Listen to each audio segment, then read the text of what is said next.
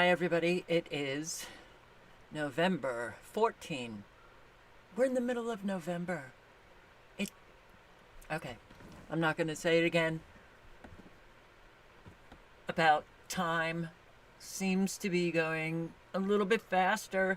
I'm not going to say it again. Though I just did. Hello, Lindy London, and hello, Sherry Hughes. Thank you very, very much. Mike Love, Dawn E. Hello. And let's see. Taylor News, hello. Matt Davis, hello. Analog Synth Player, Out of Time. Yeah. Walking through this hell realm. I understand. Cecilia Amirati, James Motley, Oracle 11 Schmoody, Cat. Hi, everybody. I hope you're all doing okay. I have so many weird experiences today again. Wow, Marty Lauderdale, hello. And thank you.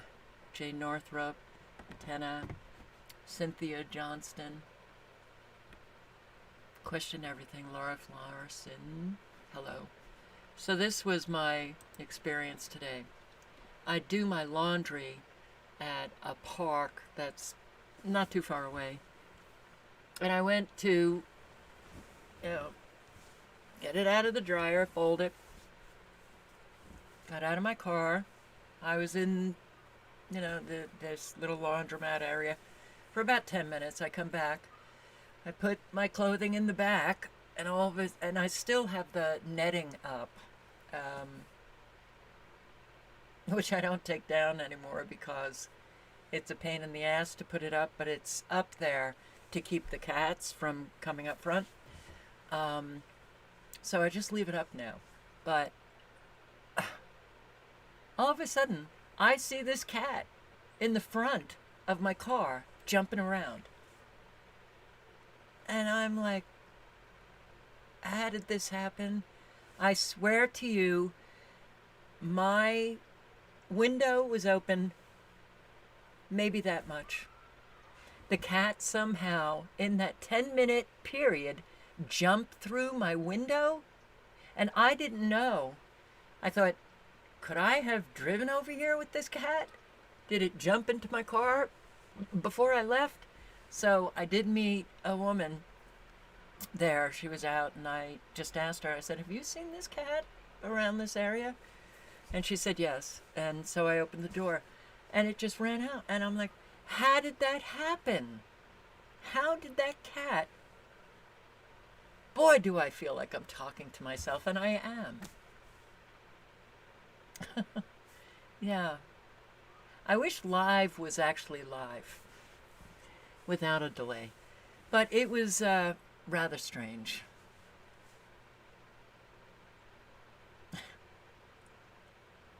All right, well, so much for a story. Anthony Perks, hello. Patricia White, hello. So, I'm going to start with this. You think something's wrong with our country? You think people are behaving not quite right? And does it really matter if they're wearing a suit and they happen to be a congressional representative, or just an ordinary, ordinary people? Just, I just saw this before going live. I have not watched the entire thing, but it's no longer shocking. But even just a decade ago, it would have been shocking. 3, 4, 5 times. And let me read what the last one said. It said, greedy CEO who pretends like he's self-made. Sorry, I wish he was in the truck with me when I was building my plumbing company myself. And my wife was running the office because I sure remember working pretty hard and long hours. Pretends like he's self-made. What a clown. Fraud. Always has been, always will be. Quit the Tough Guy Act and these Senate hearings. You know where to find me, any place, anytime, cowboy. Sir, this is a time, this is a place. If you want to run your mouth, we can be two consenting adults. We can finish it here. Okay, that's fine. Perfect. You want to do it now? I'd love to do it right now. Well, stand your butt up then. You stand your butt up. Oh, hold on. Big guy. Oh, stop it. Is that your All right. solution every Hold it. No, sit down. Oh, you're a clown. Sit down. Look at you. You're a United States Senator. Sit down. Active. Oh, okay. Sit down, please. All right. Can I respond? Mr. Hold Chairman? it. Hold it. If Hold we on. can, no, This is I have what the he mic. said. I'm sorry. This is Hold what it. he said. You'll have your time. Okay. Can I respond? Oh, no, you can't. This is a hearing. And God knows the American people have enough contempt for Congress. Let's not I don't make like it worse. thugs and You- bullies. You have, And that's you what- have I don't like you because you Hold just it. described yourself. Hold it. You have the mic. Yeah. You have time. All right. Make your statement. Then let's do this, because I did challenge you and I accepted your challenge, and you went quiet. No, I didn't go quiet. Hold on. No, You challenged me to a cage match, No, acting no, like a sir. 12-year-old schoolyard Hold it. bully. Excuse me. Hold it. No, excuse me. I have the I will mic. say exactly. Senator what you Mullen, said. I have the mic. You have questions on any economic issues, anything that said, go for it. We're not here to talk about physical abuse. You brought. We're not him talking in. about, of course I And, did. and let me show you his hearing, because I want to expose this thug to who he is. And You're not pointing at me. That's disrespectful. All right. I don't care about respecting you at all. I don't people respect that I you at all. respect. So All right, hold let it. me Hold it. No, You're one of hold 100 it. of the most Hold elite it, people please. acted. Please. All right. This is excuse me. This is a hearing to discuss economic issues. All right. If you have questions for Mr. O'Brien or anybody else on what he has said, go for it. I mean- But we're not here to talk about fights or anything else. I'm quoting exactly what he said. You can and say this what is- you want, This is your witness This you is brought. my And witness. I'm exposing him. You can as a talk person anything who you he want. is. So But in no 2013, Nope. in 2013, O'Brien was suspended by the Teamsters for intimidating your own members. In 2014, you were part of, what would you say, organizing the harassment, intimidation of the Top Shelf crew. Chef, not chef. Top Chef. Okay, and then and I think in the reports they said sexual, racist, and homophobic slurs and death threats. 14 tires were sliced, and 5 Teamsters were arrested. And you said, "Well, I had nothing to do with it." But however, in that same statement, you said, "But if I get called to testify, I'll plead the fifth." This is a witness you brought in here. In 2017, you were removed as lead negotiator by then President Hoffa for UPS for your actions. And then in 22, when this guy was elected, what he said after he got elected was he wanted to bring the mob mentality back to the Teamsters. This is your guy. And you're He obviously came- going to give him a he- chance to he respond to came- your questions. Absolutely, because this is my question. Because you called me out. I didn't call you out. Yeah, you did. You said anytime, any place. That's what you said. Let's get the record Okay. straight. Miss Hold it. No. Hold on.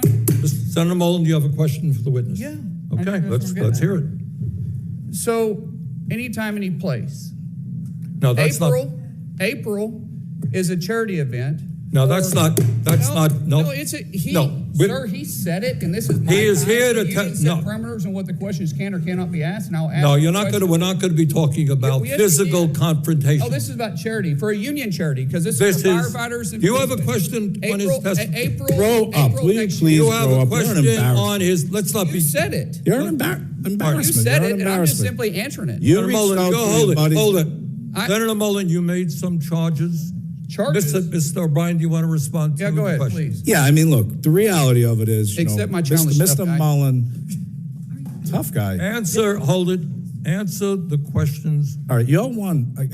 He Please. made a lot of statements, right? And his statements are fiction at best. Fiction, I read them. Can you What? answer the question, please? I can't understand him, to be honest with you. All right. He rambles so much. What was your question, actually? Well, you said I made a lot of statements. No, but what's your question? I don't understand your question. Could you repeat it? You said anytime, any place. What's your question? Accept the challenge. What challenge?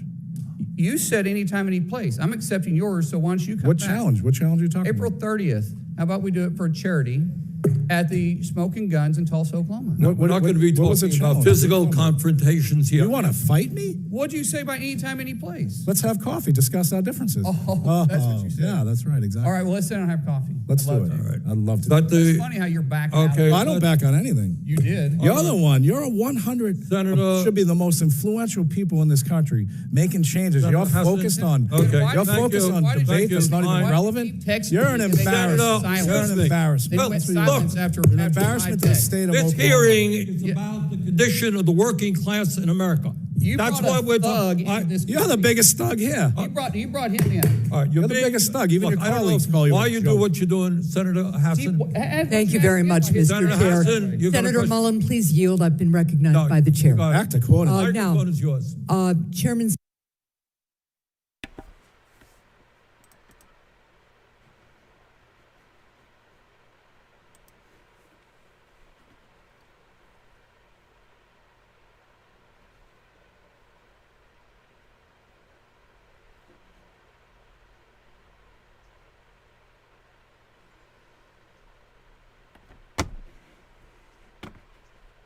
I don't know what to say anymore. But holy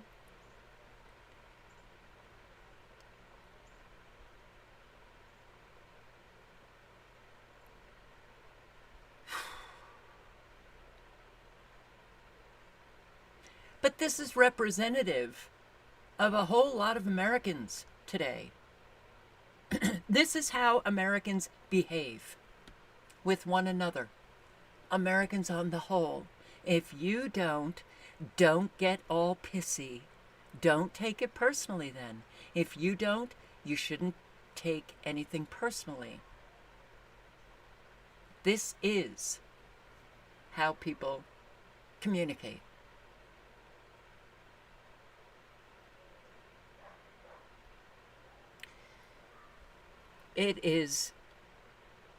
This is why the world is laughing at us. This is so, I know that a lot of people say, well, I don't, get upset about this stuff, and don't get upset. That's what they want you to be. They want you to be upset. This is horrifying. It's like nobody has any dignity today. And that is pulling us down. It is sucking us down. It sucks out all good energy, leaving people just absolutely exhausted and upset. Okay. This more, and I want to thank Razor Queen for sending me these videos. This is Iceland. Iceland is just falling apart, destructing. With all of the earthquakes. And the cracks running through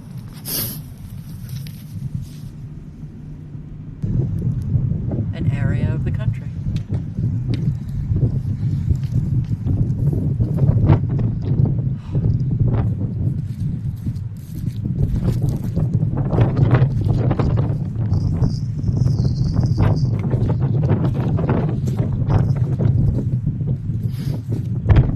Wow.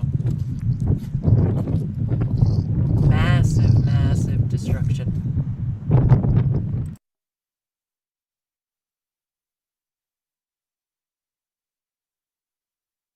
This is Johannesburg, South Africa. And isn't it summertime?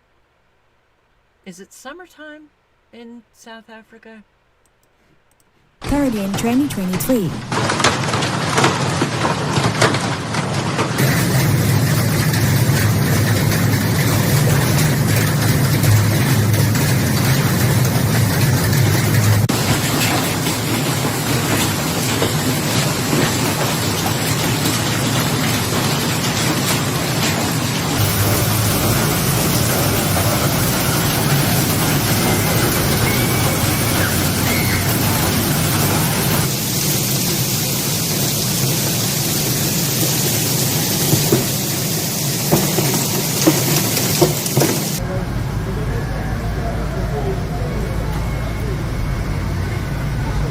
on social media show that many cars are parked in the yard with their windows shattered.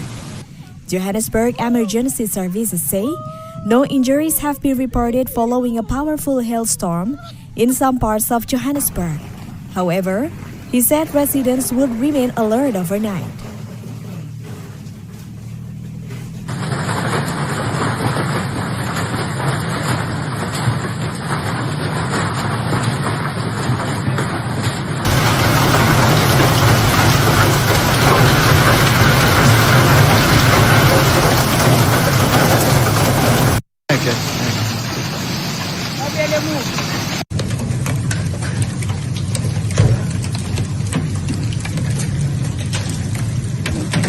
It's bad weather.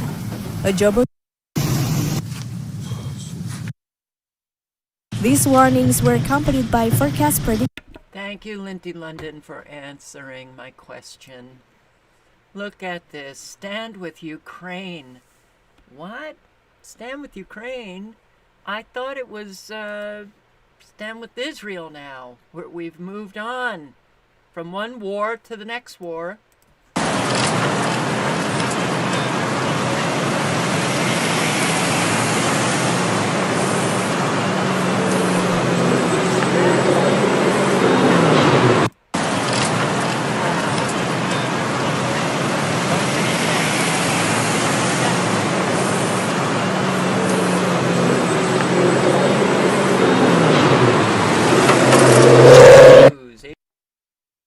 Watch the news.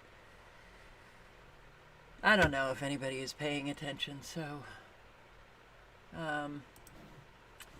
biotech company Future Fields. Ooh, it's not gonna be fun at all.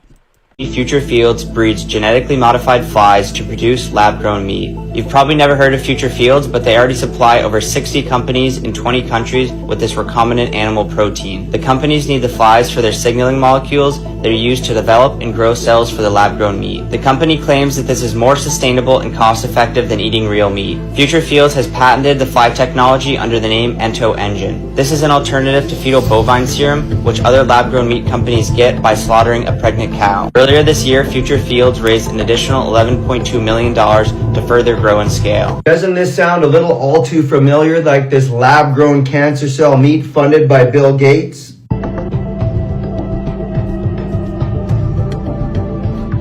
Straight out of Edmonton, Alberta, peeps. This is about as fucking sick as it gets of them making you sick. And just so you understand, genetically modified food is not made for human consumption. It's made in a lab. It's not food anymore. You all thought eating lab meat made from cancer cells was disgusting. Wait till you see what our friends in Canada are doing. The biotech company Future Fields breeds genetically modified flies to produce lab-grown meat.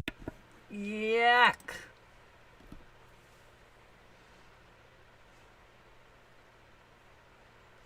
That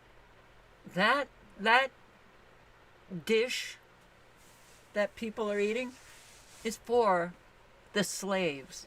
It's for the peons. It's for the cattle. You think the elite eat this? Not at all. Not at all. All right, I'm going to link below to Off Grid with Doug and Stacy, this video that was sent to me by a subscriber whom I'd like to thank. The title of his video, I agree with. It is, The New World is Gonna Suck. Look at this. So I'm starting at the 2-minute mark.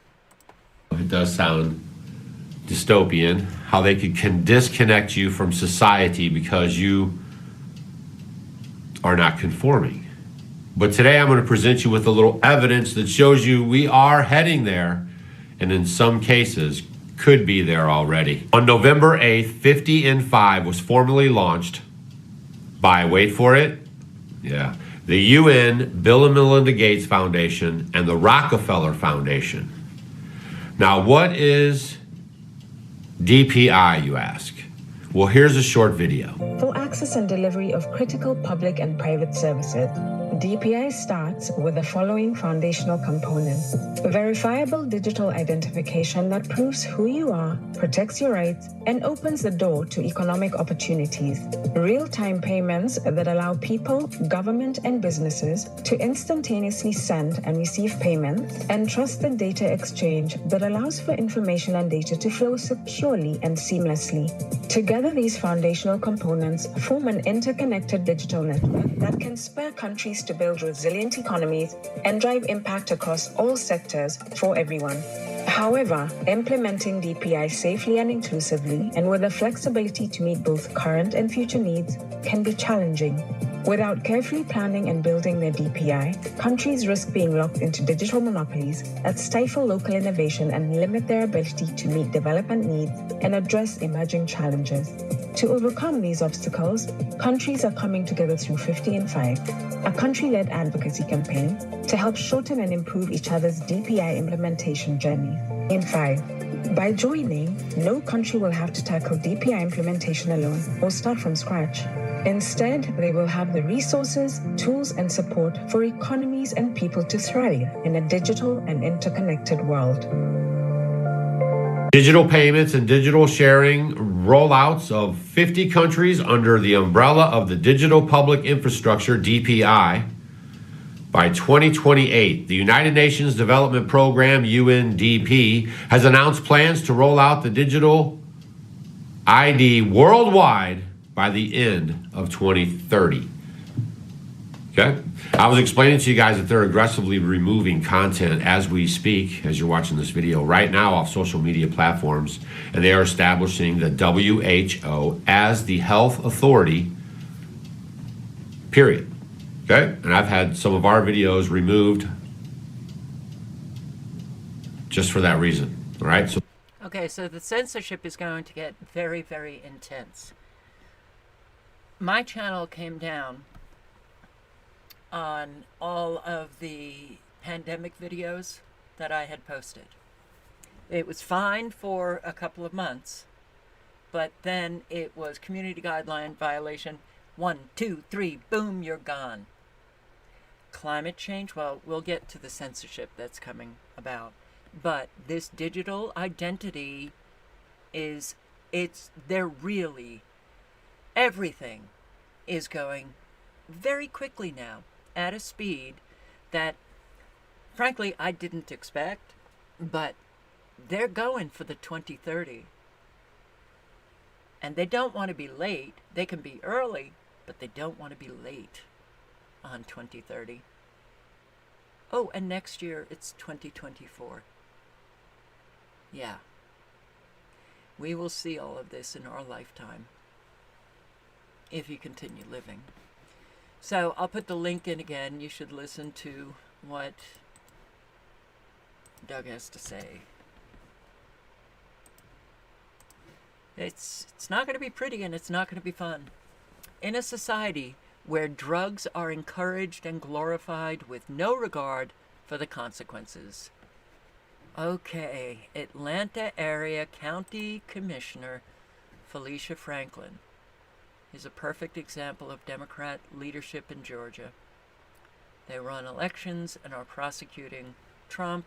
These are elected leaders when qualifications no longer matter. We have an awful lot of not just Democrats, but a whole lot of Democrats who are being pulled over for DUIs. And yes, many of them, while they're slurring their words, they try to use their office, to get off of whatever. You don't have to bring me to jail. I'm a congresswoman. I'm a judge. I can't remember where the judge was. But, yeah. And I feel sorry for Felicia because this video is making its rounds. And we are. I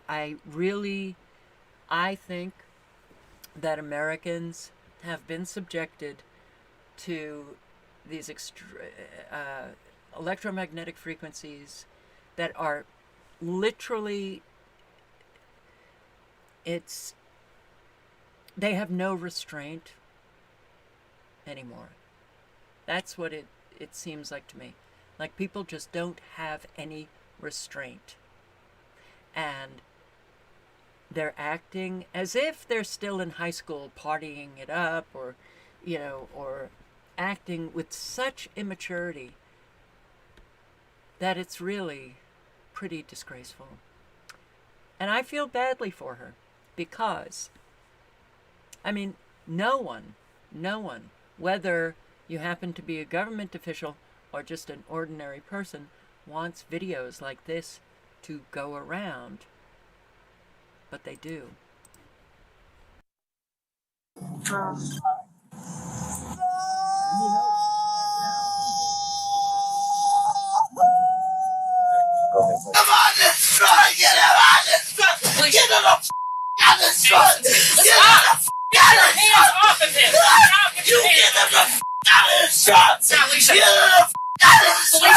As long as nothing. Okay, I'm right here. I'm not going anywhere. What happened? She's spitting up. She's throwing up. Hey, don't leave me. I'm not leaving you. I'm not going anywhere. You but No, she's not. He's not making it worse. We're all trying to help, baby. Felicia. No, you're not. Honey, you fell down. You fell down. We want to make sure that You're not. No, you're not. No, you're not. we gotta make sure you're okay. No, you're not. No, you're not. No, you're Felicia, this is Patty. This is Patty. Can't do it no more. After a bit more screaming, the wind seems to go out of Felicia's sails, at least for now. Perhaps exhaustion is catching up to her. Even on the verge of sleep, however, she still manages to behave defiantly. Don't be like that. He's trying to help you out. Why are you gonna do that to me? I've been trying to help you out too. It's not very nice. Ma'am?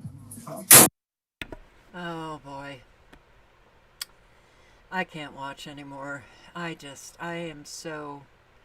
It's heartbreaking as well, to see so many Americans have just become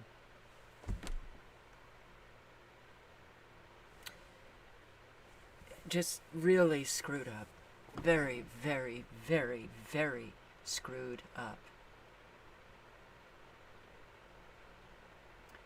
So,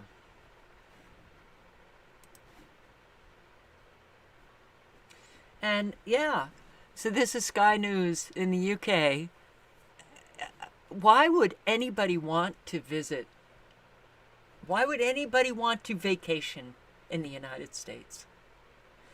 Anybody who is buying a ticket to fly into the United States, no matter where, if it's not for business and you think you're just going to have a fun time, then obviously you don't know what's going on here. People need to know what's going on here. This country has gone batshit crazy.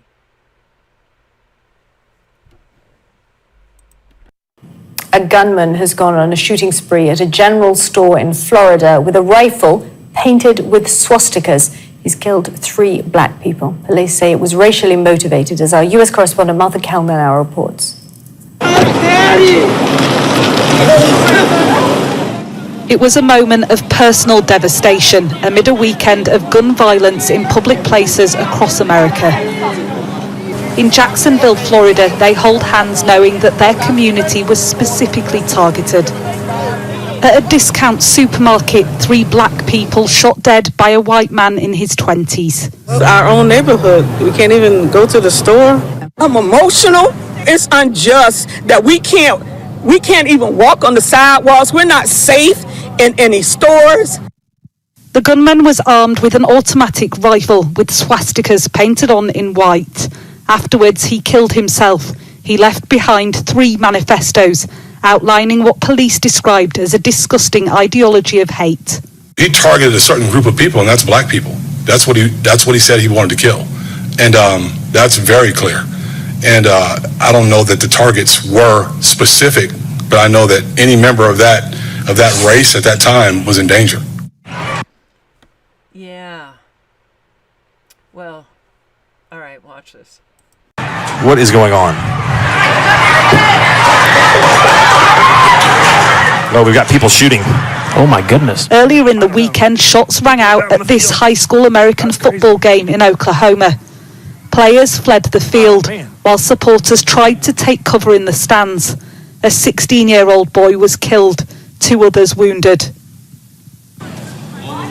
And in Boston, a Caribbean carnival became a crime scene after 7 people were injured in a shooting there. The Chicago White Sox Stadium too experiencing horror in the stands as 2 women were wounded by a gunshot. Proof once more that watching sport, going shopping or to a carnival in America carries the risk of being caught in a gun violence epidemic. Martha Kellner, Sky News. Whether it's a psyop meaning that the news is just showing you this and something really didn't happen, or people are being targeted to do this kind of stuff. And yes, they can do that with electromagnetic frequencies. But we're having an awful lot of violence that is very real. And, you know, all I can say is I just hope that all of you stay safe. This is only going to get worse, and we all know that. We all know it. Breaking news: United flight makes emergency landing at San Francisco, at the San Francisco airport after alleged bomb threat. And that breaking news, a United Airlines flight has just made an emergency landing at SFO because of a reported bomb threat. All of this coming in within the last hour. Let's get right to ABC 7 News reporter Tim Johns live at the airport with the latest we're getting coming in. Tim. Yeah, Dan, Alma. Now, just moments ago, we saw a stream of passengers walking beside us here at the SFO departures hall. They were escorted by authorities. They told us that they could not stop to speak to us. However, one woman did say they were going to be searched by police. Now, the SFO duty manager says a passenger on board this flight did make a bomb threat of some sort, and that is the issue at play here. Now, the flight was flying from LAX to Vancouver when it landed here at SFO just before 9:30. Flight tracking data shows the flight made it almost to Oregon before turning around. The plane was able to land at a terminal here at SFO, although not in an isolated area, after it was determined that the threat level was low. We spoke to one man on board the plane earlier by phone. I want you guys to have a listen what he told us. As we had left, they said they're doing an emergency landing, and they didn't tell us where or anything. We just ended up here in San Francisco, and we're on the tarmac, and they come on and say they're waiting for the air marshals. Oh, what the one thing that I can say about coming to the United States for a vacation is that it's exciting here. It's exciting. Maybe not the kind of excitement that you want. Dozens of people mob FedEx truck and steal packages. Broadcast tonight with box after box taken from a FedEx truck that tried to get through a local intersection. It happened around 8:30 last night in South Memphis. Good evening. Thanks for staying up with us tonight. I'm Daniel Wilkerson. Fox 13's Lakia Scott joins us live from South Memphis tonight. Lakia, the driver didn't make it through before dozens of packages were stolen from the truck. Good evening to you. Good evening, Daniel. And we don't have an exact count on how many packages and boxes were stolen, but we do know that when those thieves jumped onto the back of that truck, they did not hold back. I'm standing here at this intersection. This is Mallory and Riverport Road. You can see those skid marks in the middle of the road. This is where that truck driver was at. Now, the video shows the FedEx truck stuck here at Riverport and West Mallory. The driver told police that several men broke the sealed latch on the truck. They got in and started taking boxes and packages away. You can also see that the driver is blocked in by several cars that blocked off the road. Now, as the driver finally pushes through the traffic, thieves run after the truck, jumping on to grab more. Now, I spoke with someone who says she drives this route regularly and fears that things could have been worse. My thing is, somebody's going to end up getting killed. And as citizens that are paying taxes, we should have some more security, better security. for the people who are paying property taxes and who want to live safely and quietly. Well, those days are gone. Those days are gone, honey. Yep. You know, what I've said for years is when we see these kinds of news broadcasts, it almost doesn't matter if it's real or if it's, what was that commercial? Is it real or is it Memorex? Baby boomers might remember. Because there's always a game plan. They use crime to control the peons. And let's just say the activation of sleeper cells hits major cities, martial law. Didn't they do this? Hurricane Katrina come around trying to confiscate all guns from the people who lived in New Orleans. Martial law, they'll be trying to confiscate all guns. All right, I'm going to play just a few minutes of this video, The Age of Deception. And I believe a subscriber sent it to me. I can't even remember, but I want to thank that subscriber if she did send it to me. I think it was a she. Okay. The link is in the chat. It's only a 15-minute video, but it's, well, right on, as they say. I want to discuss what seems to be the dawning new online age, if you will, of deception. The age of deception for a lot of people carries a biblical context. I don't mean to convey that same connotation here, but I also don't mean to dispute it. The all-encompassing phrase age of deception, for me, simply refers to the true scope of the problem and showcases just how far the issue is about to spread. In the past, I warned about something that I've now come to refer to as the deepfake inflection point. Briefly explaining that term, the inflection point of a curve is the exact moment when the angle changes from concave to convex, but the similarity I see now is that the deepfake inflection point will be the precise moment when images, faces, or even videos online can no longer be trusted by the naked human eye, and that inflection point is very close at hand. For thousands of years of human evolution, sight was the ultimate determining factor. Sure, there were disinformation campaigns on a certain scale, such as the use of inflatable tanks in World War II, creating a show of force that didn't really exist with devastating impact. Yes, images and visual proof can and have been faked, forged, or manufactured in the past in selective situations, but never before has the capability to realistically fabricate images, video, and audio been a widespread commercial norm. Today, however, the ability to create realistic but fabricated imagery with the click of a mouse is quite normal. See, every advancing consecutive moment, the AI that you currently are able to use is likely the worst version of AI that you will ever use from here forward. How? Because every advancing consecutive moment, AI gets better. Audio, visual, generative, etc. All of it is building upon itself.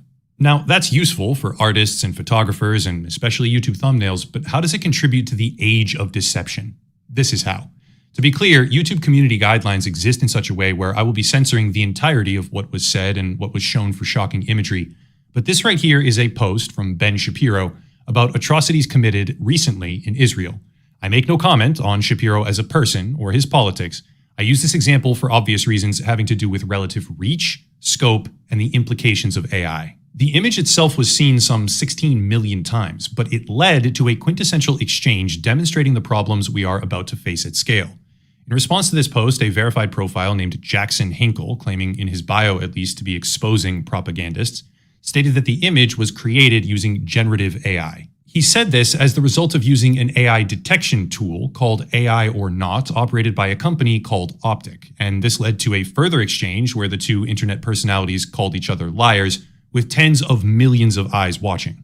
Here's the part where things go off the rails. The new fact-checking initiative on Twitter, called Community Notes, came into play when it cited GAN detection and tagged Ben Shapiro's image as generative AI.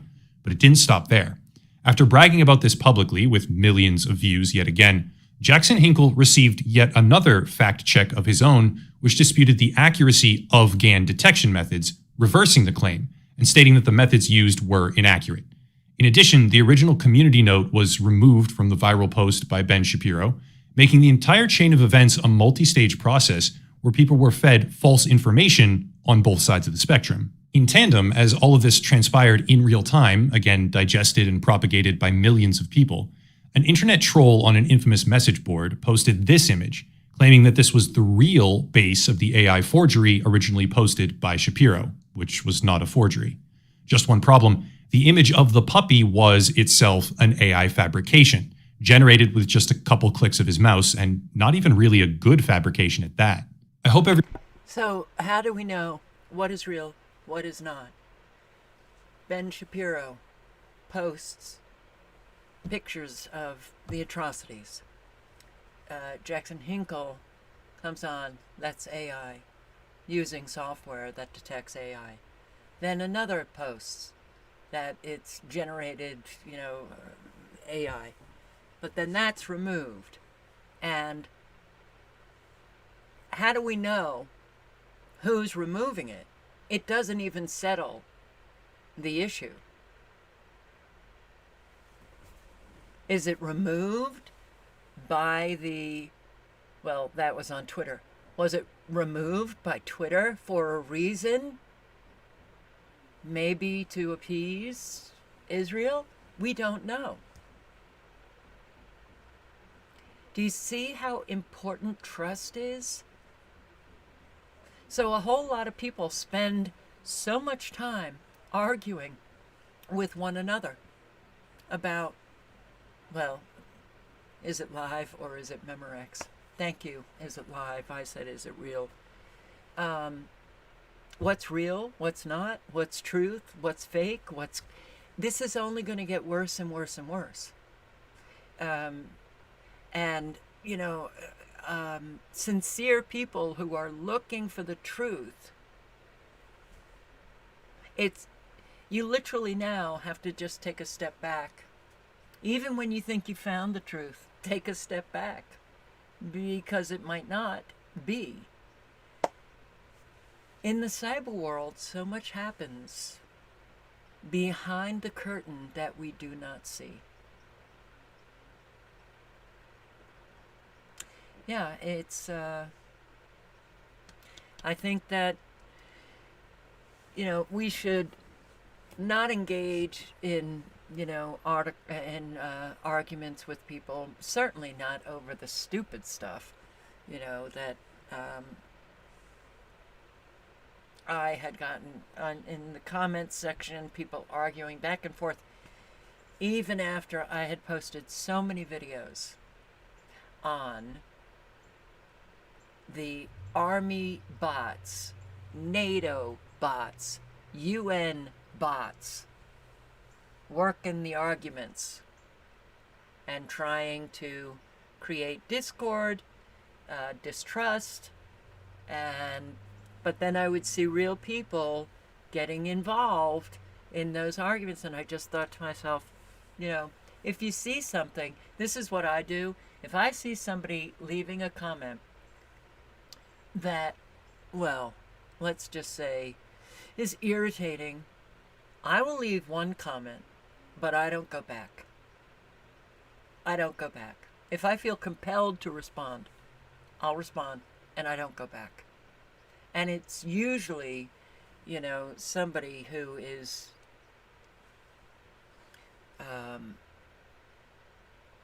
people have said that there are bots, how do we know? There is an awful lot who have been with me for years, who still leave pretty much the same kind of comments. I don't even bother with them after I've seen a comment. I'll leave the response. I don't bother anymore. But a whole lot of it is just to generate the anger, generate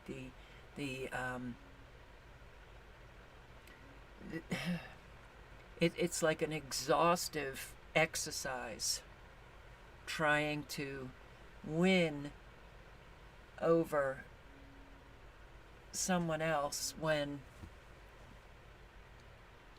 how do you do that?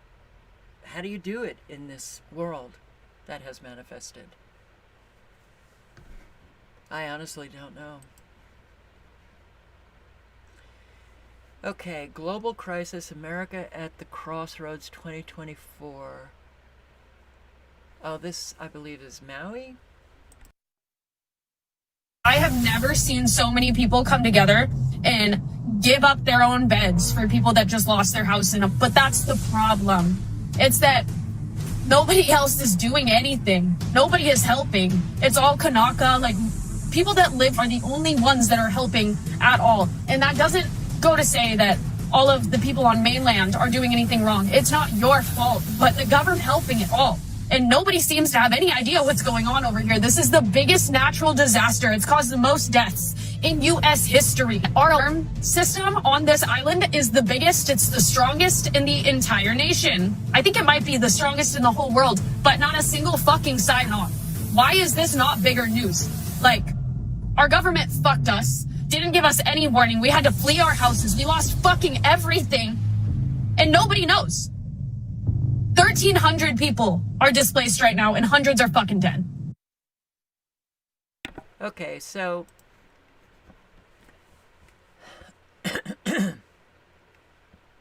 I frankly think Paradise was the biggest natural disaster.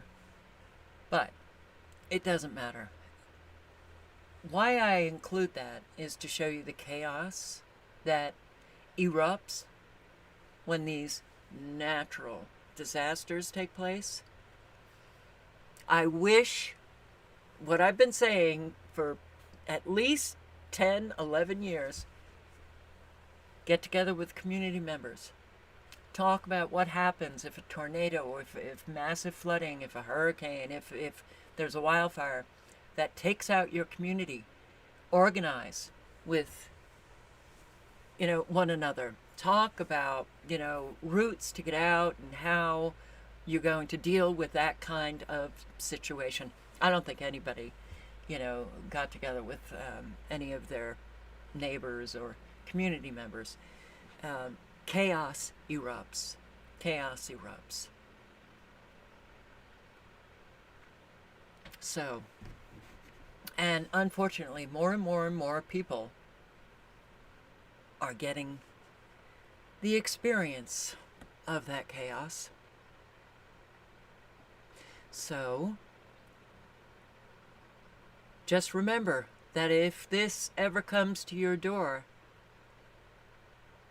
and you survive it, that you're in there, you're pitching in, you're helping everybody, and everybody and anybody that you can. The most important thing you can do right now is heal your shit and be the most authentic you. Oh my God. Wow, what a relief for me to see someone say what I've been saying for many years. It was. People are falling away from our reality. We are being magnetically drawn to those who are in alignment with our soul's divine purpose. In the past, we attracted others to replay our dramas. Now we will start drawing to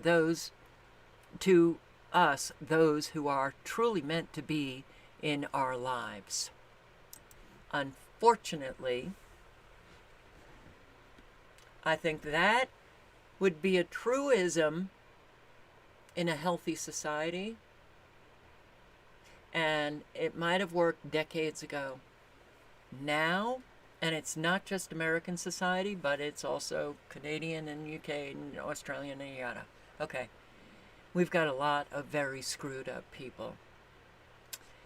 Very screwed up people.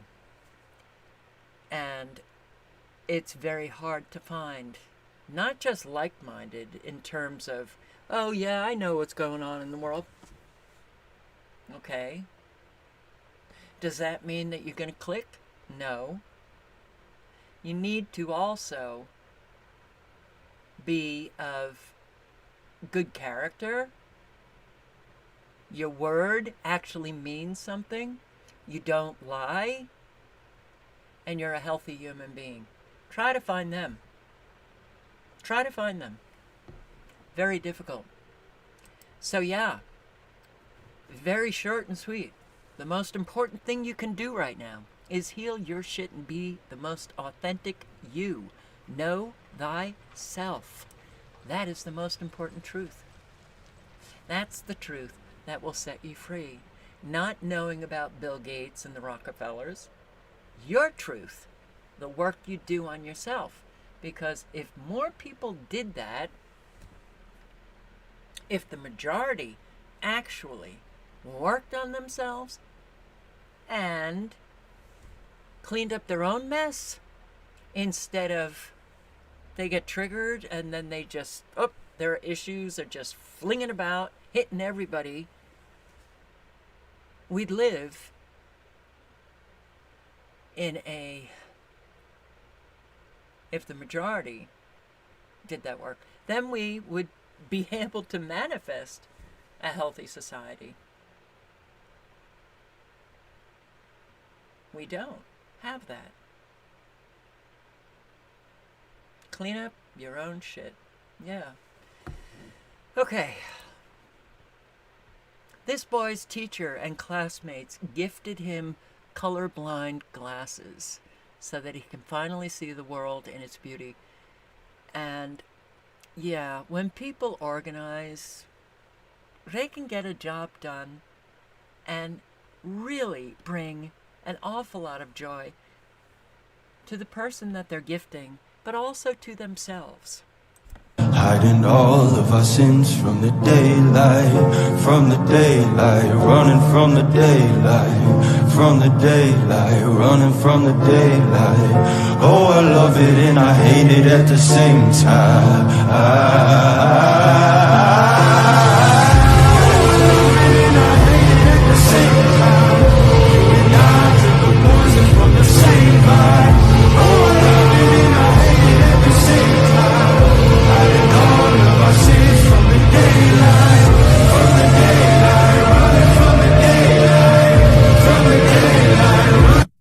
Hiding all of us. Yeah. That's the life that we all can manifest. I thought that was very touching.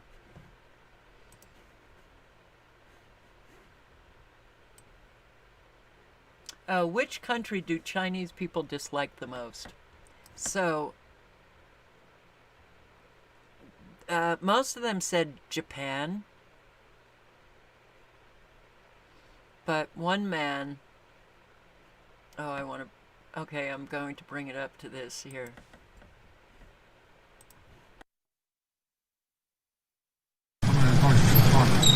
哦，想看看他们的生活啊。哦，想问一下，你有没有那种不喜欢的国家，或者说你，没有是吧？就是或者说你，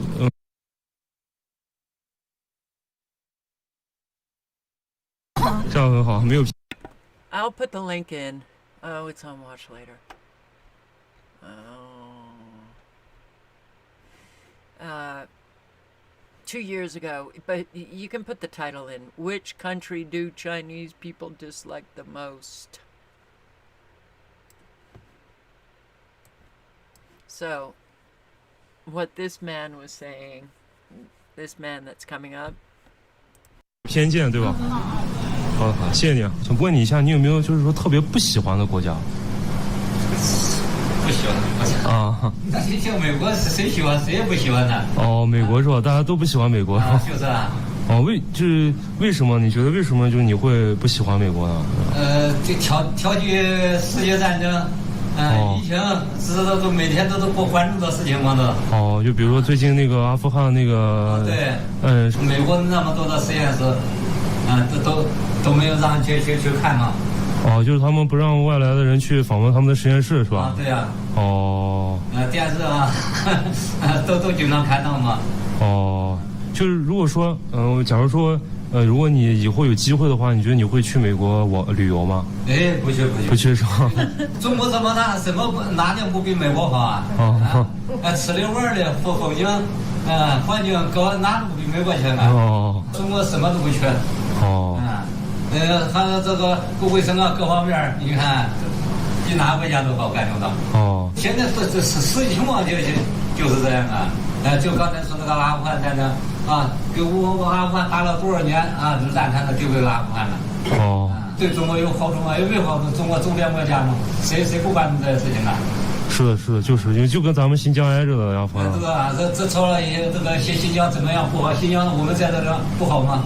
对对，他们还说新疆人这人权嘛，对人权问题啊什么的，但其实他们也不了解我们真实的这个生活。这是说嘛抹黑嘛，炒舆论嘛，包括这已经啊，这个做核酸啊，打疫苗啊，这都是免费的。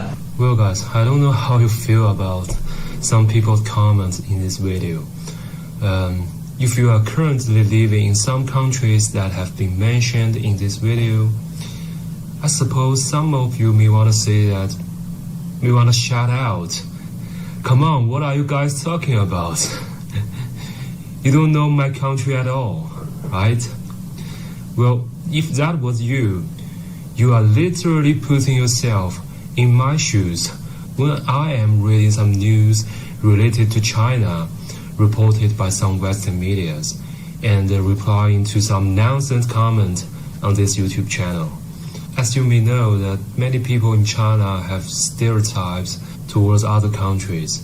For example, especially Japan, Korea, India, and the United States. People in other countries are no exception, you know? So why is that?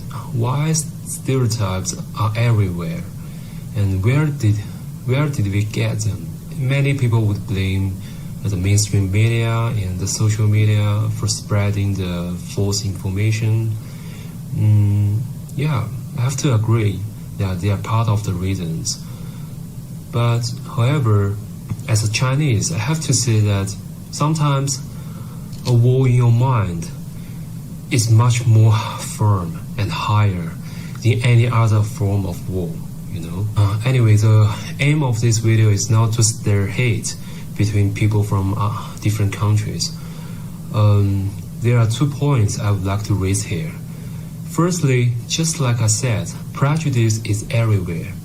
But in my opinion, the best way to overcome it is putting yourself in other people's shoes. Secondly, for people who always say that, oh, Chinese people are all brainwashed by their state media, I just want to say to them, look at yourself in the mirror and... Yeah. Look at yourself in the mirror. We're all brainwashed with an awful lot of information about other countries, and we just go and we spew all of the propaganda about all of the other countries. We're the best. We're American exceptionalism, moral superiority. We're all pretty much the same. We're all pretty much the same. And there's no, you know, like that man said, no, I don't want to go to the USA. They're always starting wars. You know, that is true. That is definitely true. And, you know, I think we are number one in terms of being the most violent people that exist today. So, yeah, put yourself in the shoes of any person to try to understand their experience and where they're coming from. It's very important. So I'm just going to read some of this James Howard Kunstler, Light in the Darkness. I hope you realize the ideological brain worms possessing group narcissists preclude condemnation of anything done in the name of the cause, no matter how evil. The ends justify the means, no matter how depraved. This is why you can't reason with them. Ideology binds and blinds. And we have an awful lot of awake people who still have their beliefs, and they're bound, and they're blind, and you can't reason with them. So, the sun is low on the horizon all day long now, and darkness creeps in like a home invasion of your mind. Demons descend through a red and black sky, and no help is on its way. Our country is so mentally hogtied, trying to unravel the twisted events of just a few years past, that it has no mojo left for rationally anticipating the events of just a few years ahead. Have you ever felt more alone? And I will say that, I think generally speaking that might be right, but I think an awful lot are not hogtied. They don't even want to try to understand. They don't even want to try to understand. That makes them especially dangerous because you can't count on them for anything. They're going along with all of the propaganda and lies that they hear, not even realizing that the lie that they hear today was, well, it's a contradiction of what some leader said a week ago. Trump was famous for doing that. I posted videos on, looky see, this is what he's saying this week. And this is what he said last week. Pulling our troops out of Syria. Then the next week, sending 500 troops over to Syria. And I posted videos. Doesn't anybody remember, even just from a week ago, what he said? Okay. So, people just, they don't want to have a healthy mind. If they're watching the news, they're not processing in a healthy manner the information that they're taking in. They're just sitting there like robots, listening to words. They think they're informed. They don't remember anything from even the day before. Just taking in all of the information. And then they just go about their business. And their business is pretty much the same old, every single day. Doing the same old, seeing the same people, shopping at the same places, bumping into the same community members, all of whom affirm that they're living a fabulous life, and confirm that they're smart and intelligent and they know what's going on. I'm talking about my former community, Great Barrington, Massachusetts, all of the very, well, some were very affluent, very well off, liberal Democrats. Try to have a conversation about what's really happening, and you just get booted out. You know, they smear you, they gossip, they call you a conspiracy theorist, we're a flippin' mess. So this is the end process that we've been softened up for, the inability to think and plan. The gigantic intel community evolved from something intended to act as sensitized antennae for detecting threats against our republic into what is now a remorseless mind-effing operation against our republic. That word, by the way, derives from the Latin res publica, the public thing, a society that literally belongs to the people who decide its affairs. Now so much is mysteriously decided for us, and not in any good way. It's no wonder more than half the country can't think straight, and it's a whopping irony that this group comprises most of our country's thinking class, the bureaucratic managers, the professors, the curators, the editors, the reporters lost in misreporting. This group used to play a critical role in the res publica to earnestly determine what is true and what is real, and to present us with a way of understanding all that so we can think and plan. We can't do that anymore. They appear to be captured by malign forces. The scribes are hard at work defending every act of official malice. The dishonesty at work is epic. You need a decoder ring to keep your mind right.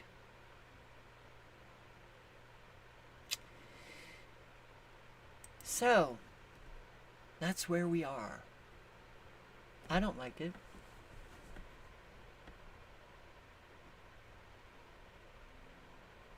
I don't like it.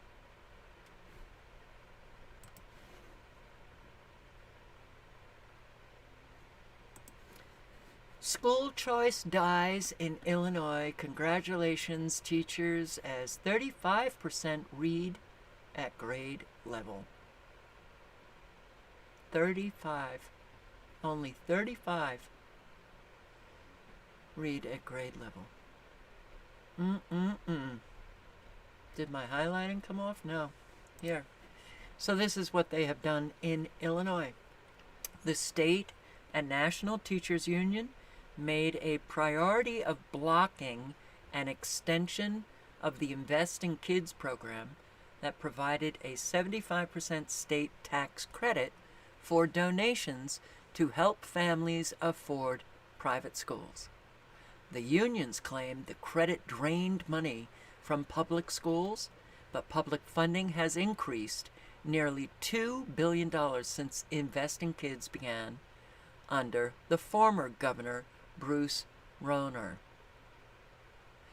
Current Governor Pritzker refused to help save the program, even for children currently benefiting from it. Illinois is now the first state to kill a major school choice program. The scandal reflects the bloody mindedness of the unions that want to snuff out even minor competition to retain their monopoly, and it reveals how little most Democrats care about the children they imprison in these failure factories. Government will be taking care of your children. That's why they want all the kids in public school. No private schools, no charter schools, no alternative education, public schools. And our public schools are really failing the children. Oh God, I can't do this again. I'm gonna do it again. No, I can't do it again. I'll put the link in if you want to do it again. This Dalton mayor that I have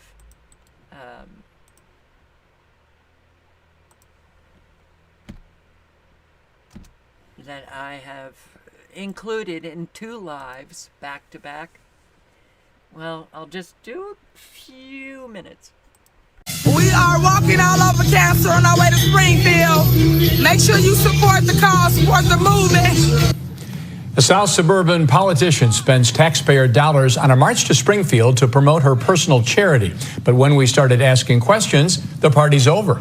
Fox 32 and the Illinois Answers Project, part of the Better Government Association, are investigating the charitable foundation of Tiffany Henyard, who is on 2 public payrolls as Dalton mayor and Thornship Township supervisor. What we found is raising serious questions about the use of taxpayers' dollars, employees, and equipment. Fox 32's Dane Placco investigates where all that money is going. Nobody knows something. Don't nobody know nothing. Tiffany Henyard certainly isn't shy about attracting attention. Here she is starting a Dalton Village board meeting dressed like the Wesley Snipes character in the movie New Jack City, later punctuating her political points with the help of her own DJ. Every single resident. Pay me what you owe me. Thank you, DJ. Henyard's picture and name adorn virtually every public posting, both from Dalton, where as mayor she makes $46,000 a year, and in Thornton Township, where as the elected supervisor she collects more than $200,000 a year. But for all that money, Henyard's tenure at both has been chaotic, with firings, scandals, and a legal battle with the Dalton trustees over spending. So last fall, Henyard did something that would seemingly generate some good publicity, helping establish the Tiffany Henyard Cares Foundation to help breast cancer patients. And on the very day the charity was chartered, it received a huge donation, $10,000, from the Thornton Township Board, which Henyard presides over. Taxpayer money shouldn't be paid into those types of things. Stephanie Wiedemann is the former Thornton Township Chief of Staff, whom Henyard fired shortly after taking over in March of last year. It almost felt like a takeover, and a very aggressive one at that. Since her firing, Wiedemann has been documenting township spending and says she's stunned by the taxpayer dollars funneled into Henyard's charity, especially this. We got 10 days. We're going 196 miles.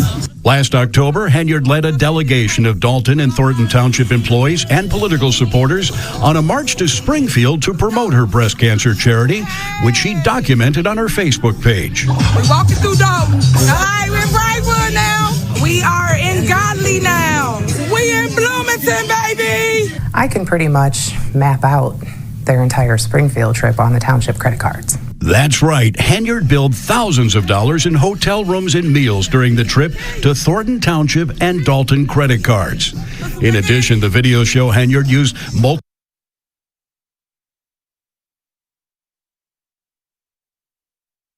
village and township vehicles owned by taxpayers to escort the caravan, including a flatbed trailer with a photographer, flying a drone, and a DJ. We got our man right here coming from Dalton, Illinois, walking all the way to... Talk about a narcissist. This was 5 months ago. The other videos that I've shown on last night and 2 nights ago, the lives, were more recent. They can't get rid of this woman. It seems as if there's a fraud going on. How is it possible that this woman is still the mayor? And you can tell she's ignorant. You can tell that she is a pathological narcissist all about herself. Very clear. I feel sorry for the people of Dalton. Boeing expands missile factory to support America's endless wars. This is what we're good at. And Nikki Haley, by the way, resigned from her position at the United Nations as the ambassador to the United Nations. And what did she do next? She sat on the board of Boeing. She's a warmonger.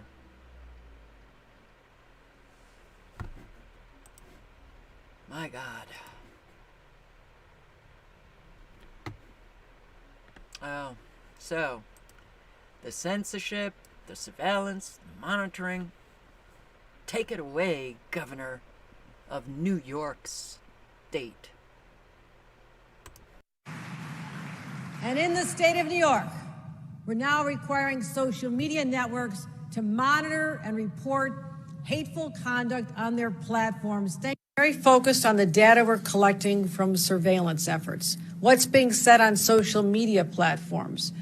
And we have launched an effort to be able to counter some of the negativity and reach out to people when we see hate speech being spoken about on online platforms.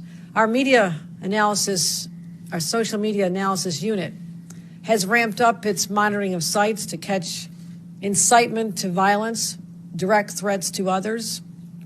And all this is in response to our desire, our strong commitment to ensure that not only do New Yorkers be safe, but they also feel safe.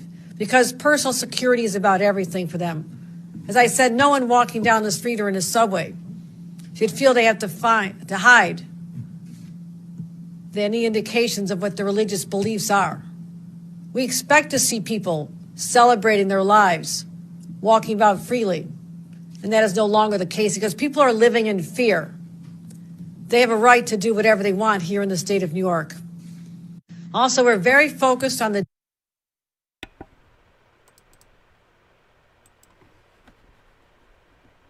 So I guess they're going to be grabbing anyone that they think is posting hate speech online. And they're going to be, jailing them so that New Yorkers can feel safe walking down the street? What? Okay, we all know where this is going, and it's not going in a very good direction at all. At all. But, in listening to her, I just felt like she didn't believe anything that she was saying. Like she wasn't as passionate as she has been in the past, talking about how she's going to be monitoring all New Yorkers on social media.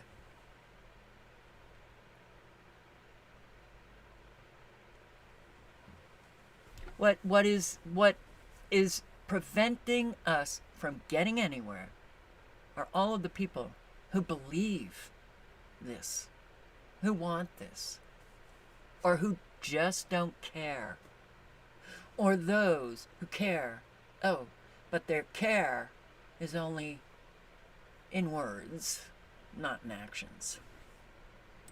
So Microsoft and Meta detail plans to combat election disinformation, which includes meme stamp style watermarks and reliance on fact checkers, new censorship measures from big tech. Where are those censorship measures going to be focusing on? United Nations chief tells world to get a grip as report finds not enough action being taken to meet the 1.5 Celsius climate change target. Climate change will be targeted by the fact checkers. They sure as hell will not target all of those who actually need targeting. Feds keep hidden books on these things. Hidden books barely follow up the VAERS report. Federal public health agencies are reportedly withholding the most accurate and up-to-date reports of that from the public, allegedly to protect privacy. The Vaccine Adverse Events Reporting System, jointly managed by the CDC and FDA, has a secret back end privy only to regulators. Wow. Well, this was, according to the British Medical Journal investigation published on Friday, if you want to read all about it. But I have to tell you, I'm getting tired of reading the same old, and we get nowhere at all. So they're also going to be focusing on war. But these injuries the coming from that new product, how about illegal immigrants in Chicago seek return to home countries after unlivable conditions?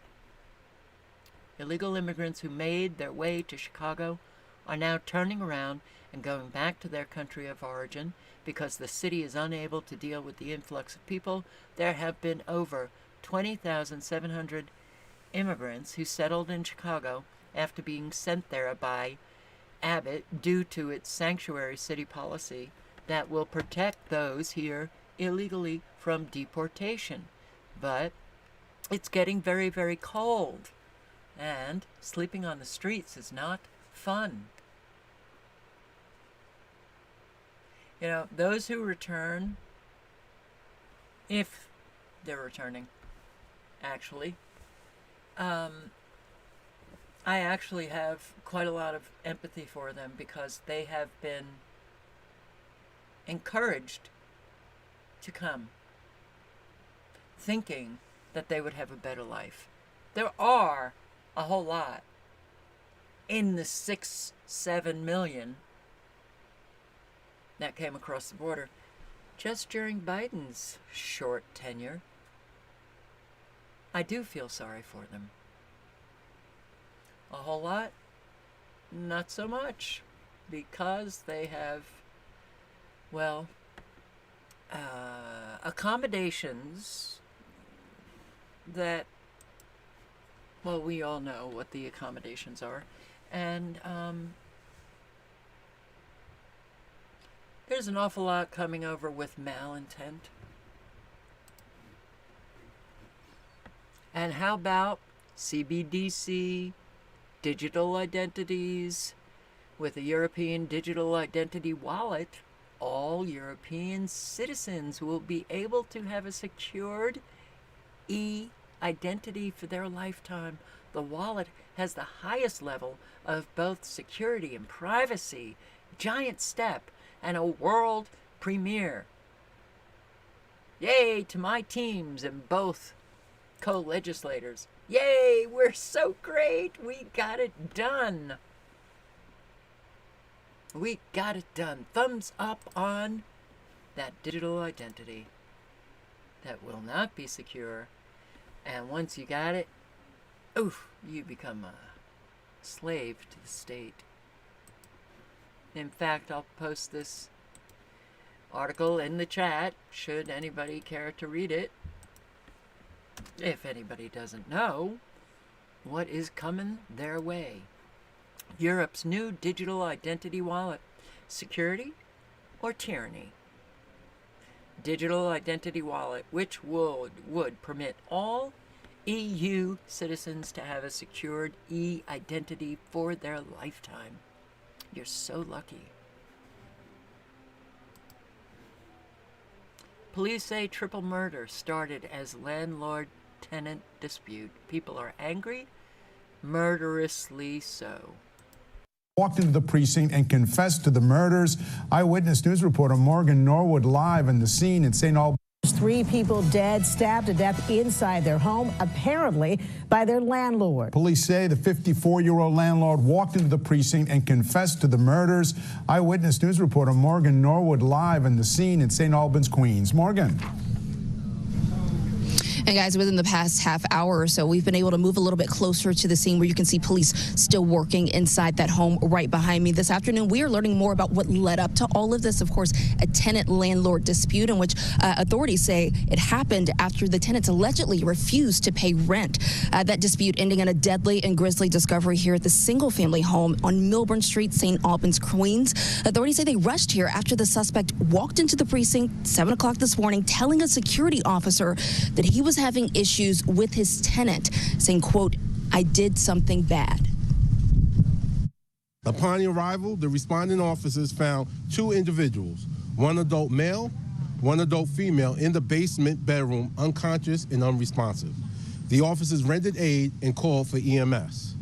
The officers then went through the remainder of the house looking for additional victims and found an adult female upstairs in the upstairs bedroom, also unconscious and unresponsive. Okay, well, landlord got upset because the tenants were not paying rent.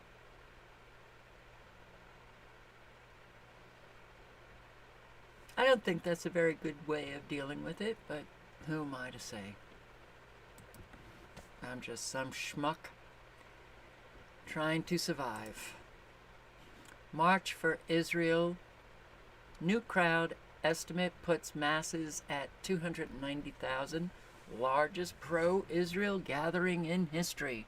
So we had a very large pro-Palestine march in Washington, D.C. And now we've got a really big pro-Israel.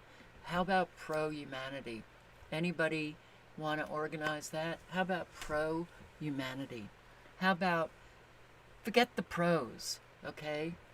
How about stop killing people march? Let's stop killing people. How about a an anti-military industrial complex march.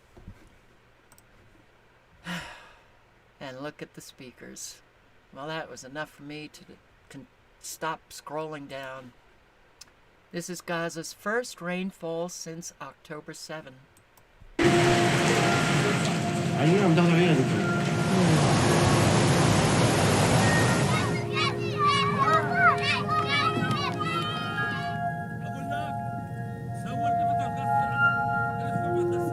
شوفوا هاي غطانا مطر، بننام على المية، بنقوم على المية، ننام واحنا واقفين. مش عدل هذا، يشهد الله مو عدل. الصغار غرقوا، الدنيا تدمرت. الله اكبر يا عالم، يا عالم اطلعونا، يا عالم مشان الله اطلعونا، احنا بني ادمين مش حيوانات. صار في غرفة فيها 80 نفر 90 نفر، بننام فوق بعضنا، الغرفة صغيرة.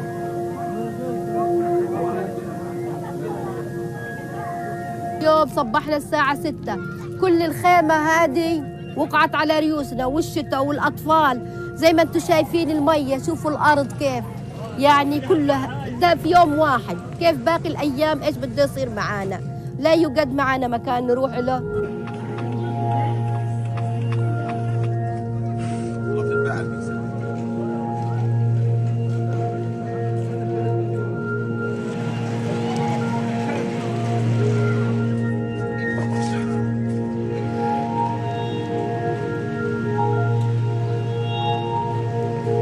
الشتاء كابوس حرفيا، الوضع اللي احنا فيه صار كابوس.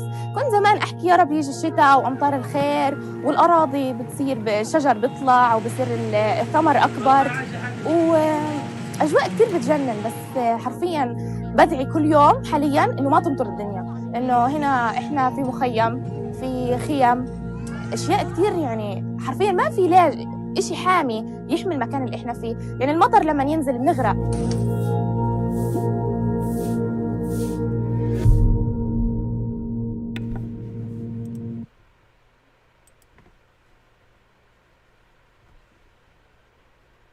Put yourself in their shoes. Imagine living like that.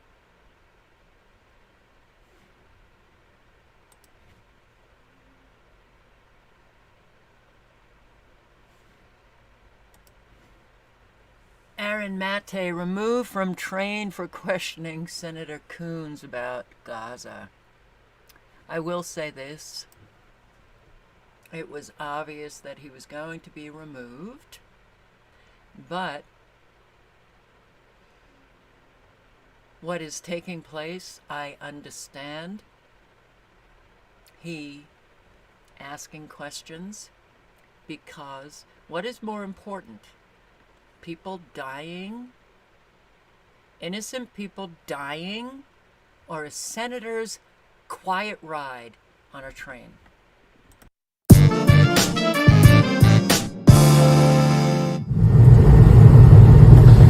Senator, I'm sorry to put you on the spot, but when I call for a ceasefire in Gaza, I'm a journalist, name's Aaron Mate. When I call for a ceasefire in Gaza, you have 4,600 children killed. 46. I know it's a quiet card. I apologize for abuse, but I understand. But children are dying. Children are dying, sir. More than 40. When I call for a ceasefire, they're being killed with our weapons. U.S. weapons are killing kids in Gaza. Who are you? My name is Aaron Mate. I'm a journalist. Nice to meet you, Aaron. Likewise. Please stop talking to me. I'm sorry, sir. It's of dire importance. More than 11,000 civilians, as we're talking, being killed. I'm a journalist with for the Gray Zone. What's the Gray Zone? It's a U.S.-based news website. Good for you. Thank you. And right now, with our support, kids are being killed. I'm sorry. With our weapons, I'm asking you to explain when I call for a ceasefire. You're bothering me and everyone else around you. Kids in Gaza are being massacred. I'm asking you, please explain when I call for a ceasefire. Stop. Sir, could I please have some help here? Kids are being killed with our weapons. I'm asking you to stop. Why not stop? This is not an appropriate place for you to interview me. You're bothering everybody else around. It's a crisis right now. How did you get this seat? I bought the seat. No. He's bothering me while I'm trying to do work. And our government is paying for weapons that are murdering children and guys. I'm asking when I call for a ceasefire. Aaron. Can you explain that? Please stop. Can I ask you to explain when I call for a ceasefire? You've already asked me 5 times. I'm not going to call for a ceasefire. I I strongly support humanitarian causes. I've urged the Israeli government to target their campaign against Hamas. But you need Do you think to the campaign is targeting against Hamas when civilians are being massacred, when babies and incubators are dying because the fuel is being cut off? I'm going to have you thrown off this train. Please stop doing this. I have to ask these questions. 10 times. I know, and you're getting as professional, measured, and appropriate an answer out of me as you can. This is not professional journalism. Please get up and leave now. I don't think it's humane to be massacring kids. That's the problem here. And it is a major problem. And this man, Coons, is absolutely complicit with all of the bloodshed that is taking place. It takes a lot of courage to confront these people. But this isn't professional journalism. Professional journalism is you call, you submit your questions, and we decide whether or not we're going to answer them. Well, you, Senator, work for the people.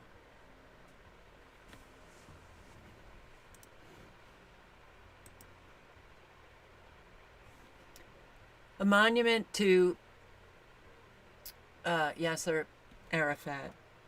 Israelis plow it down.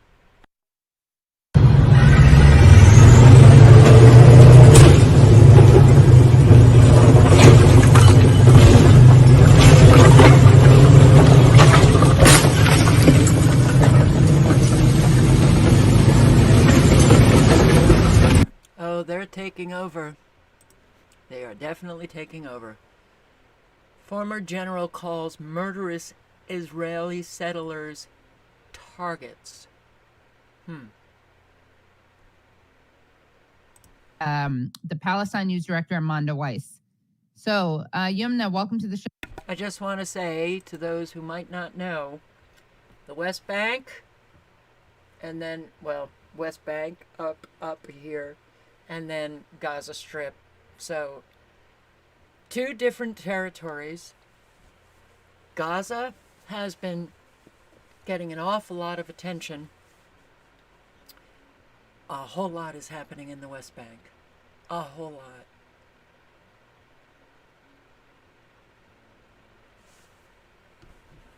They are literally, this is a genocide. You cannot call it anything else. Show. Thanks for having me. Of course. So grateful that you are available to talk to us. You're someone who's living the experience that we are reading about and watching videos about. You're based in Bethlehem, so I guess I want to start off by asking you about what is happening in the West Bank, what is happening near where you are, as some of the world's eyes are on Gaza. What is Israel doing elsewhere? So, I mean, as you said, I'm not currently in the West Bank, but up until the moment that I did leave a few days ago, things were, rapidly getting worse. So since October 7th, which is when the Hamas attack happened, and then Israel began bombarding the Gaza Strip, which hasn't stopped up until this point, more than 100 Palestinians have been killed in the West Bank. Almost immediately, the Israeli army put the West Bank under complete lockdown, let's say, and so all of the checkpoints in and out of the West Bank, but also within the West Bank. So you're talking about hundreds of military checkpoints along, dotted along the Green Line, and also within the Palestinian territory itself were completely closed down. Wherever there weren't checkpoints, Israeli army bulldozers went in and erected like these dirt mounds to basically block off the entrances and exits to Palestinian villages. So everyone was pretty much cut off with each other for the most part for 2 weeks. From what I understand from colleagues and friends and family and people I've spoken to, is that those restrictions have slightly eased up, though not completely. People are still getting stopped and searched and beaten up at checkpoints. People's Israeli soldiers are asking to see people's phones, and if there's any sort of trace of what they would consider anything related to Hamas, which could even just be I don't know, you follow a certain Telegram channel to get the news or whatever. There's been reports of them smashing people's phones or beating people up. So that's at the checkpoints. And then inside Palestinian towns and cities, there have been raids every single night across the West Bank. Certainly in Bethlehem, where I live and where I was up until a few days ago, and even more so in areas like Jenin and Nablus, Tulkarem, where you have these active groups of armed Palestinian resistance fighters. And so those areas have seen particularly violent raids as well. So hundreds and thousands of Palestinians have been rounded up across the occupied West Bank and Jerusalem and thrown in prison.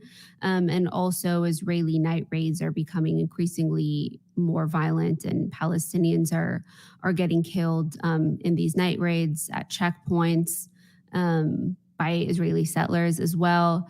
There have been dozens and dozens of settler attacks reported over the past couple of weeks. Just tonight, I just received a message from some activists I know in Masafer Yatta who sent us a video that they'd posted of Israeli settlers going into a village there and setting a house on fire and leaving. So that's kind of the situation right now in the West Bank. Massive closures, increased settler violence, army violence, and nightly raids, and people just getting rounded up and thrown into jail. We have some videos actually to show, obviously trigger warning, but I think it's important to see this. And this is taking place in Tuwani. Tuwani is also in Masafer Yatta, by the way. So it's the same area.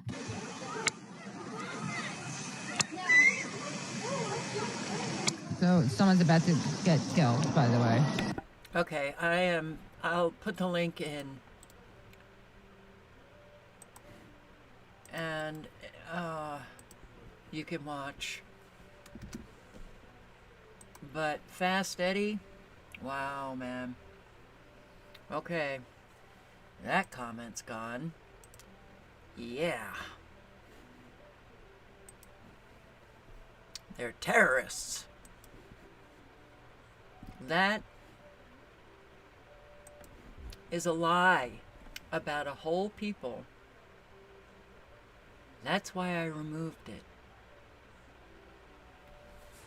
It's a rather disgusting comment.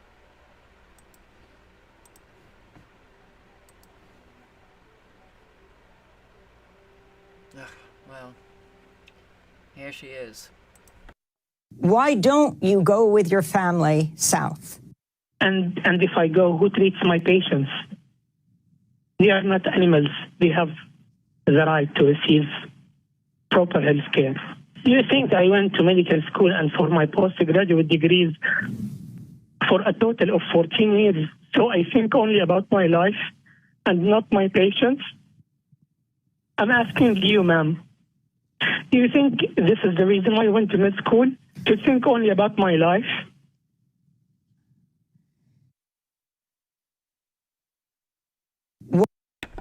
He was killed.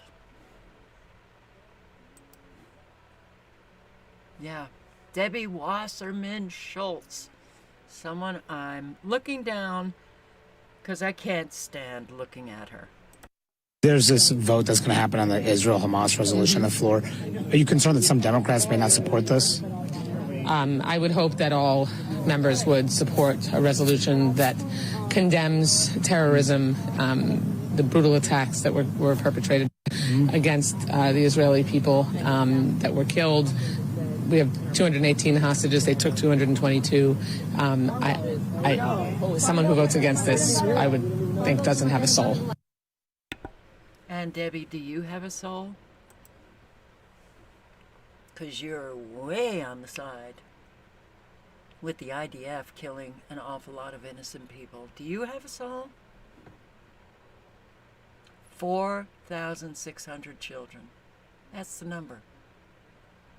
And now it's, I think, 11,500 or 600.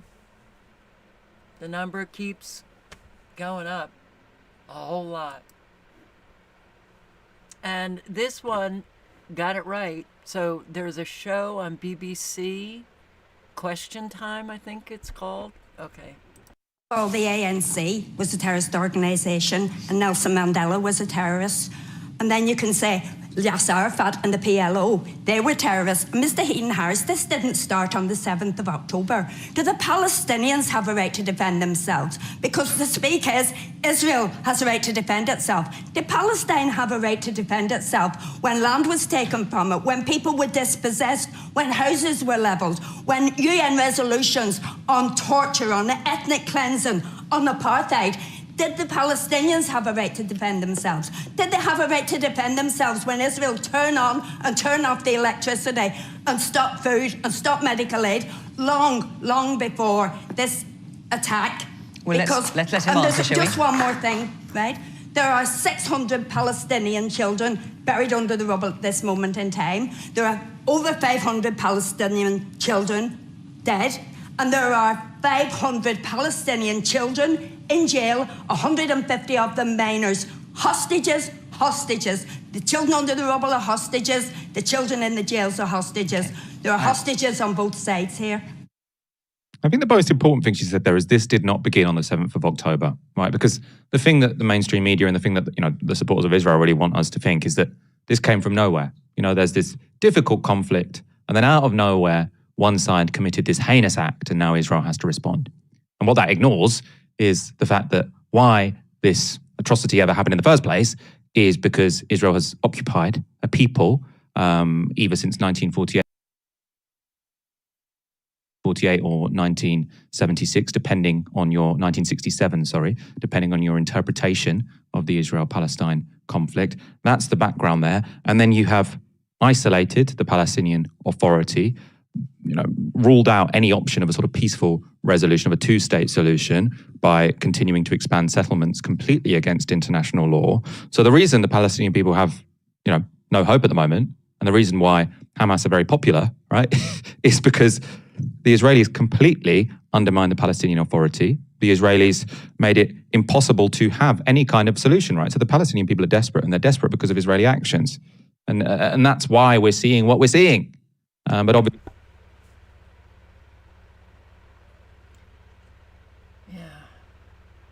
is that Jimmy Savile?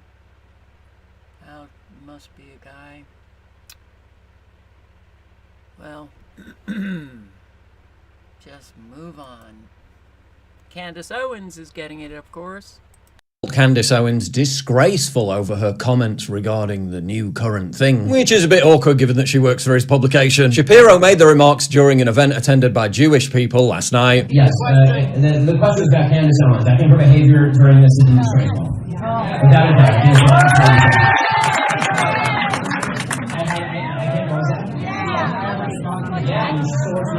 Oof, wouldn't want to be in that Daily Wire Zoom meeting this morning. He really made his feelings clear by repeating the insult. I think she's been absolutely disgraceful. I think that her post-sophistication on these particular issues has been ridiculous. It's not post-sophistication, it's ridiculous.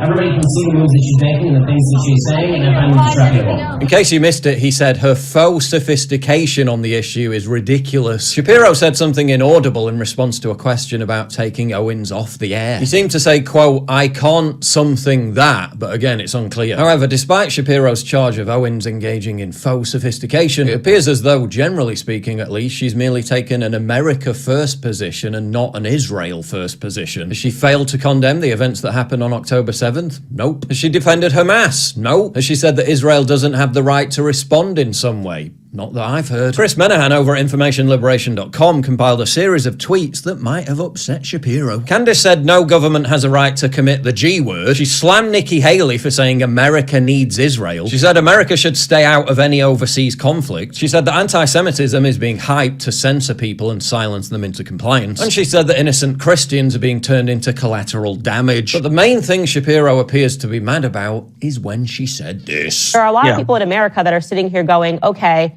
well, can you answer why Jews are so special? Because as white people in this country on university campuses, we are being taught that we are not allowed to have a voice. We have had to endure exactly what you're talking about, BLM. We've endured much worse than you have because it's in the actual textbooks. We are being told that we are systematically racist, that we are born wrong because of the color of our skin. And if we say anything, we'll lose everything. This is the typical experience on white campuses. So people, this is not whataboutism. This is like actually what we have been fighting for years. So it sort of arrived as, I think, for a lot of Americans, a surprise when they're saying, well, now that it's about Israel, which is something that's overseas, we need to, hand these university professors, we need to do something about this issue. Why weren't we trying to correct course on this issue? Why weren't donors pulling their funding out of these universities? Why weren't these same things being said for these last, I would say, 8 years of rampant BLM, white man can't do anything right, actively being taught in the classrooms? At the time of making this video, Candace hasn't responded to the clip, which has now gone viral, and neither has Ben Shapiro. I'm sure there's going to be plenty of fallout, though, in both senses of the term throughout the rest of the week. Oh boy, and I wonder if Ben is going to fire Candace Owens from the Daily Wire. I think Ben is her boss. Then how is that gonna fly? Screaming about cancellation, this is wrong, this is wrong, this is wrong. Prior to October 7th, that was Ben Shapiro. Let's see what happens. So, Rabbi raises alarm over settler violence against Palestinians. In the field, we continue to see rampant settler violence that is not checked. The security forces are not willing to lift a finger, practically, to protect Palestinians. Unfortunately, our security forces are giving almost total direct or indirect backing to the settlers as they've been cleansing this entire area of Palestinian presence.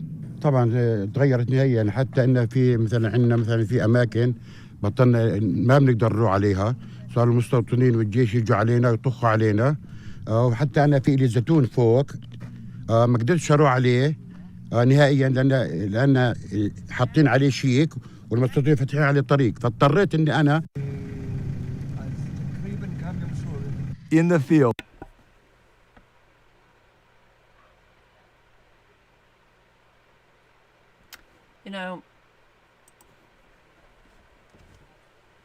People are really suffering. People are really suffering. All over the world. Palestinians, yes.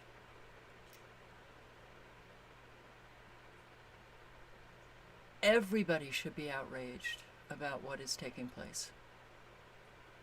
Israel's response, well, let's just say, it's a little bit overboard. Okay.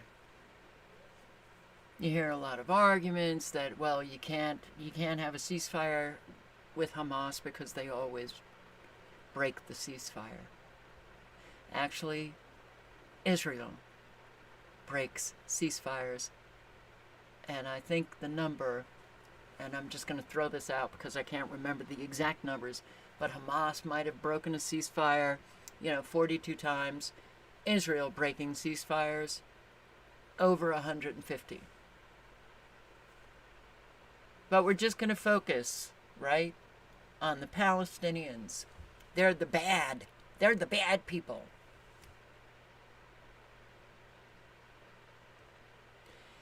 I am very, very grateful that a lot of Jews are speaking up now. Very grateful. Because this was a hard subject to tackle because it was so emotional. And I'm very glad that more and more Jews are speaking up.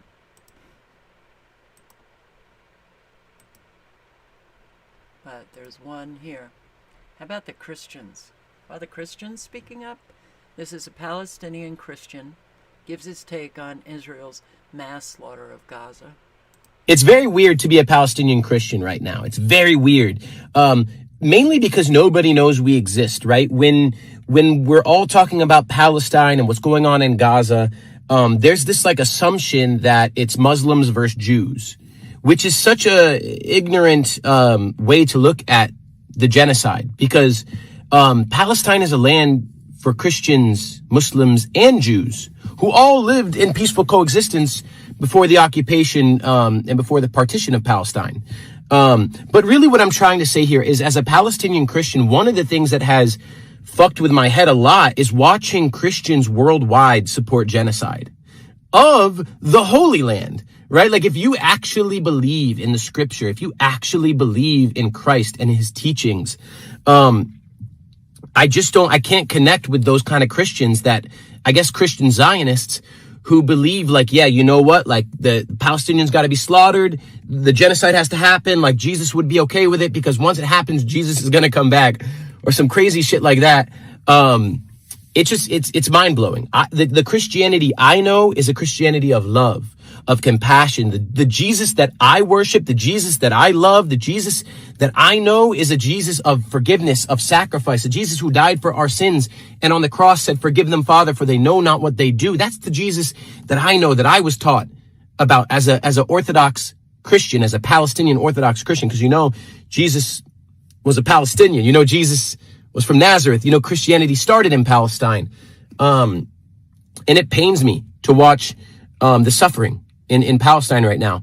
And most of the Palestinians there are Muslim. And it pains me to watch my Muslim brothers and sisters suffer. It pains me. It wrenches my soul to watch them die day in and day out, with the world, including the Christian world, not saying a damn thing.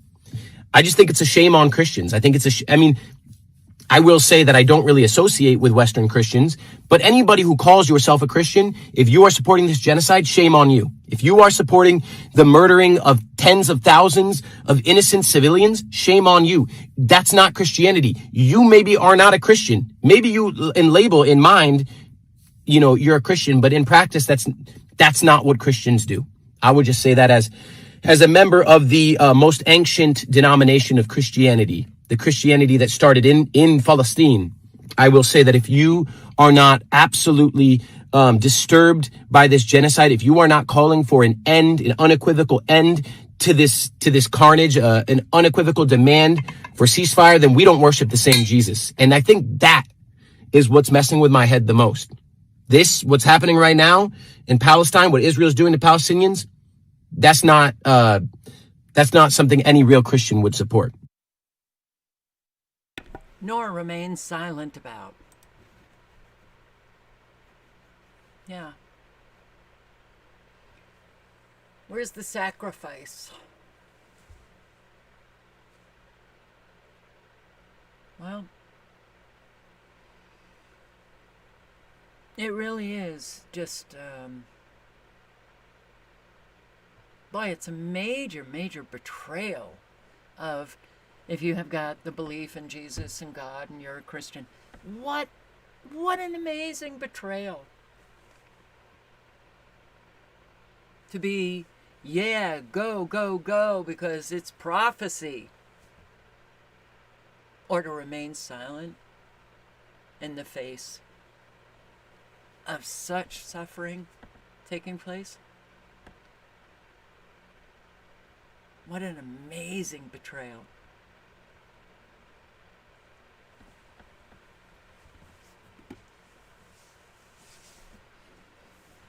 What is it? Jesus says, go, I never knew you. A whole lot are going to be gone. So, thank you for showing up. I hope to see you tomorrow night. Be safe out there. Live honestly. Speak honestly. Get yourself right. Clean up your own shit. Necessary in this spiritual war. Yeah.